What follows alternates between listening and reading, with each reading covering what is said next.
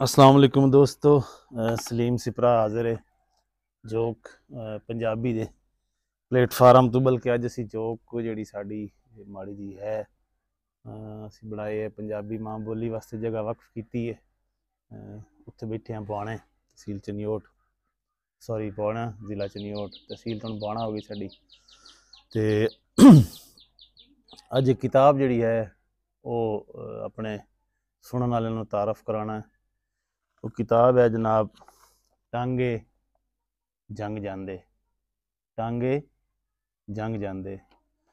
Professor शारब Ansari साहब ਜਿਹੜੇ ਕਿ ਮਾਡੀ ਮਾਂ ਬੋਲੀ ਦੇ ਪੰਜਾਬੀ ਦੇ ਉਸਤਾਦ ਹਨ ਗਵਰਨਮੈਂਟ ਕਾਲਜ ਜੰਗ ਦੇ ਵਿੱਚ, ਇਹ ਉਹਨਾਂ ਦੀ ਸੋਧੀ ਹੋਈ ਕਿਤਾਬ ਹੈ, ਉਹਨਾਂ ਦੀ ਤਰਤੀਬ ਦਿੱਤੀ ਹੋਈ ਹੈ। ਔਰ ਨਵੇਕਲੇ ਜਿਹੇ ਮੌਜੂ 'ਤੇ ਸ਼ਾਇਦ ਹੁਣ ਤੱਕ ਮੈਂ ਤਾਂ ਮੇਰੀ ਨਜ਼ਰ 'ਚ ਨਹੀਂ ਗੁਜ਼ਰੀ ਇਸ ਮੌਜੂ 'ਤੇ ਕੋਈ ਹੋਰ ਮਾਹੀਆਂ 'ਤੇ। ਉਹਨਾਂ ਨੇ ਵਸਤੀ ਵਸਤੀ ਪਿੰਡ ਪਿੰਡ ਫਿਰ ਕੇ ਜਿਹੜੇ ਨੇ ਮਾਹੀਏ ਇਕੱਠੇ ਕਰਕੇ ਤੇ ਸਾਡੇ ਵਾਸਤੇ ਇਕੱਠੇ ਕੀਤੇ ਨੇ। ਲਹਿੰਦੇ ਦੇ ਮਾਹੀਏ ਟਾਂਗੇ ਜੰਗ ਜਾਂਦੇ। ਪਾਕਿਸਤਾਨ ਪੰਜਾਬੀ ਅਦਬੀ ਬੋਰਡ ਨੇ ਕਿਤਾਬ ਛਾਪੀ ਹੈ 1987 ਦੇ ਵਿੱਚ ਪਹਿਲੀ ਵਾਰੀ, ਫਿਰ ਉਹਦੇ ਐਡੀਸ਼ਨ ਖਤਮ ਹੋ ਗਏ। ਅਗਲੀ ਹੁਣ ਜਿਹੜੀ ਸੂਰਤ ਹਾਲ ਹੈ ਨਵੀਂ ਛਪੀ ਨਹੀਂ ਹੈ ਤੁਹਾਡੇ ਸਾਹਮਣੇ ਕਿਤਾਬਾਂ ਦਾ ਕਿ ਫੋਟੋ ਕਾਪੀ ਦੀ ਸੂਰਤ ਹੈ ਮੈਨੂੰ ਵੀ ਮਿਲੀ ਹੈ।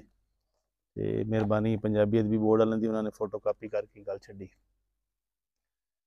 शारब साहब बड़ा उन्होंने मतलब ज़ाहिर एक तो उन्होंने वस्ती वस्ती गए एक जो इन्होंने माही कलैक्ट करने का कमाल सी कि उन्होंने जेल के कैदियों कि उत्थे जो है जेल के जंग जेल ही वन वन के लोग कट्ठे होंगे ने, मुख्तलिफ वसेब के बस्तियां के उत्थे कट्ठे हो गए। मुख्त एक जगह तो उन्होंने बहुत सारे लोग मिल गए, उन्होंने उत्थे माही कट्ठे किए ने।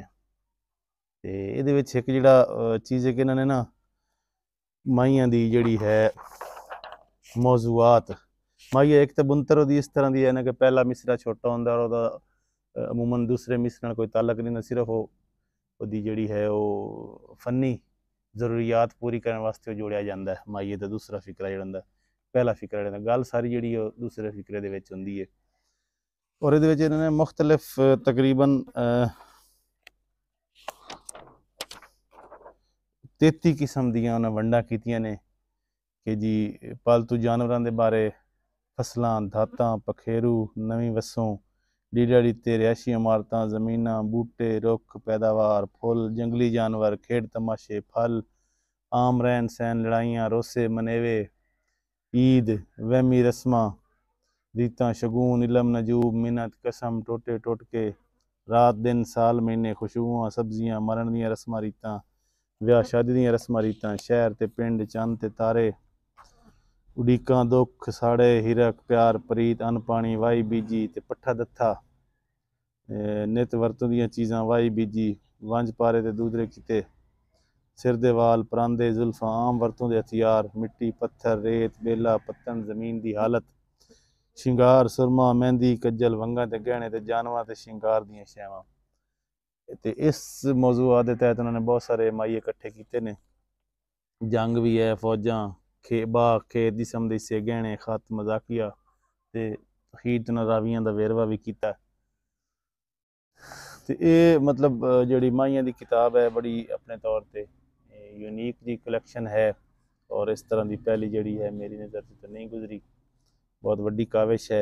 और शारब अंसारी साहब की गो उन्होंने जो लहजा है वो लहंदी नहीं सी, उन्होंने तलक जोड़ा है मशरकी पंजाब में वड़ वडेरिया तलक ऐसी उधरों ऐसी लेकिन इस वसेब में उन्होंने बड़ी खूबसूरती वसेब से काम किया और वसेब की जी ये है बहुत वड्डी जी सकाफत की या गायकी की या शायरी की सिनफ है उन्होंने कट्ठिया किया। चलो जी दो तीन माही तो सुनाने कि खेड तमाशे उभ्यों ताश आवे उभ्यों ताश आवे कफन पवा छोड़ी जदा वतन ते लाश आवे। अगे कहते सब पानी चीर गया विछोड़ा सजना दा साडी बन तकदीर गया।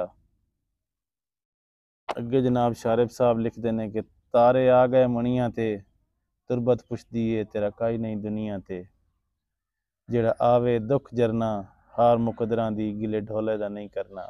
जेड़ा आवे दुख जरना हार मुकदरां दी गिला ढोले दा नहीं करना। टांगे जंग जांदे रूठे दा मनी पाउंदे नहीं अगले रंग रांदे। बहुत शुक्रिया, थैंक्स।